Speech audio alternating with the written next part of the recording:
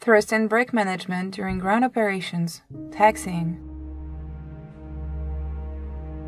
From the forces of flight to the forces on ground, the thrust provided by the propeller is a function of the propeller blade's RPM and angle of attack along the plane of rotation.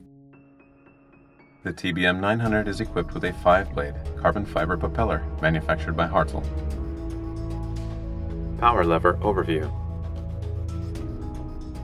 After engine start, the pilot will transition the throttle lever from condition mode to power mode, which will command the propeller to transition from the feathered position to flight idle pitch.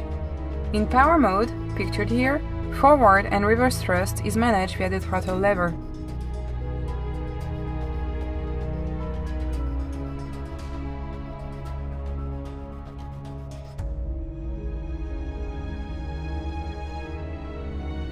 Throttle lever range extends forward from flight idle to maximum thrust, and after flight idle to maximum reverse thrust.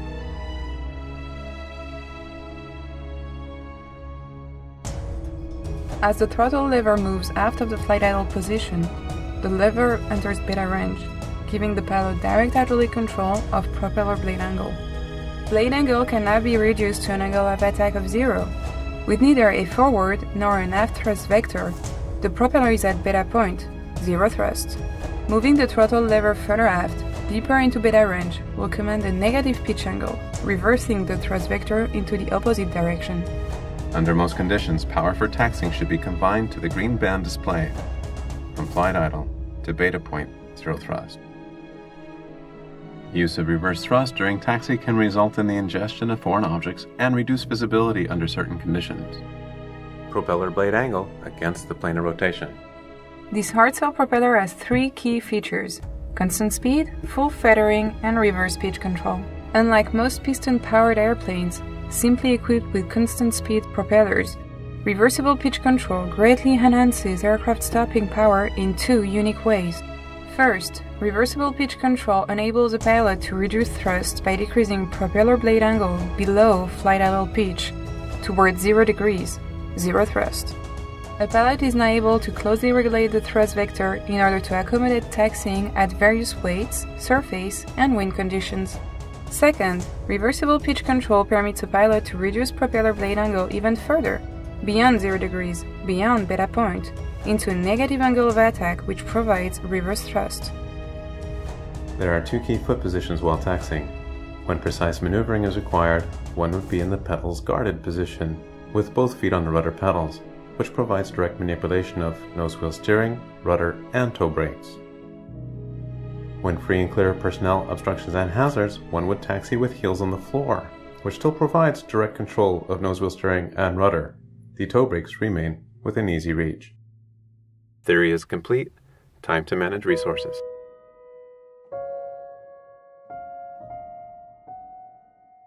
The 4 windows displayed are dynamic and reveal a significant amount of information, thus do not try to absorb all the details in one viewing. With the after start checklist complete, you will find the TBM with both the parking brake and the inertial separator on. First, clear the area, apply brake pressure to manually pressurize the brake system, then turn off the parking brake. Gradually reduce brake pressure to allow forward motion. Throttle position is increased or decreased as necessary. Manage speed with both thrust and brake. Taxiing an airplane requires total awareness of your surroundings. Operationally, there are 3 stopping methods: predicted, quick, and emergency stops. Actions during the predicted stop occur in series. First, the throttle lever is placed into beta range towards 0 thrust to remove unnecessary thrust, thus reducing speed. Then, as the aircraft slows, the feet apply pressure to the brake pedals as required to bring the aircraft to a complete stop. Actions for a quick stop occur simultaneously. Actions in parallel. The throttle lever is moved aft into beta range towards 0 thrust, and at the same time the brakes are being applied until the aircraft is brought to a complete stop. The primary difference between a quick stop and an emergency stop is the use of reverse thrust.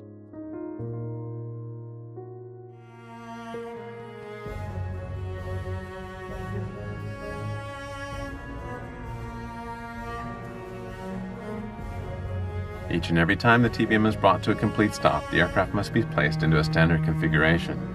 With brake pressure applied, the throttle lever is confirmed to be in the flight idle position, and the parking brake is turned on. Brakes shall remain guarded. This configuration will serve as a starting point for most tasks. Good techniques in managing thrust and brakes reduces wear and tear of brakes, propeller, and engine. A motorist does not drive an automobile with one foot on the accelerator and the other on the brakes, riding the brakes.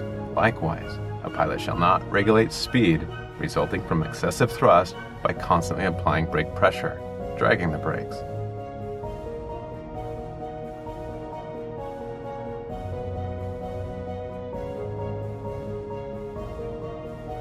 Use of reverse thrust during taxi is not recommended.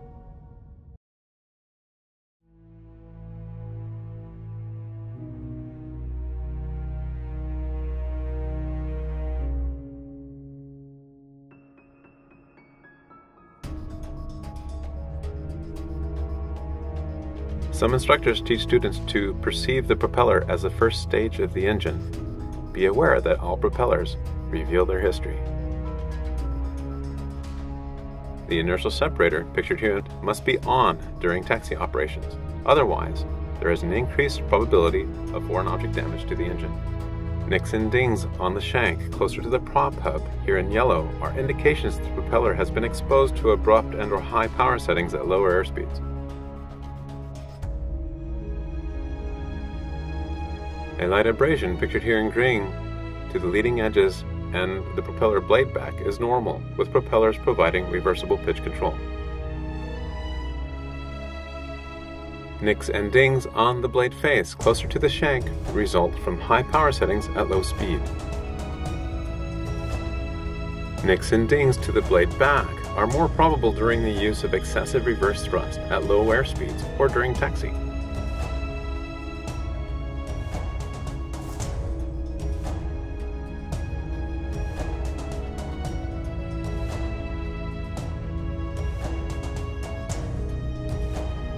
One closing comment on pilot discipline regarding the throttle lever triggers. One should neither handle nor play with the throttle lever triggers until prepared to clear the flight idle gate and enter beta range.